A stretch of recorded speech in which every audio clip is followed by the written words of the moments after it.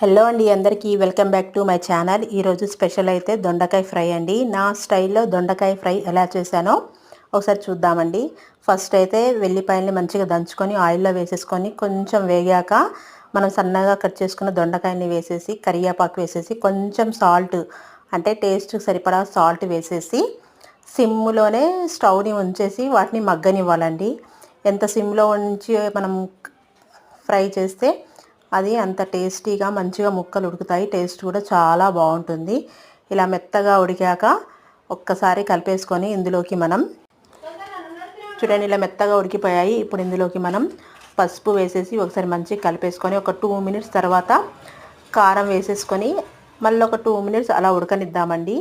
ఇలా ఉడికాక మన టేస్టీ దొండకాయ ఫ్రై రెడీ అండి. ఇందులోకి అసలు ఏం వేయాల్సిన అవసరం లేదు. ఇంకా ఇలా చేసుకుంటే దొండకాయ ఫ్రై చాలా టేస్ట్గా ఉంటుంది. ఈ సింపుల్ రెసిపీ నచ్చితే సబ్స్క్రైబ్ టు మై ఛానల్.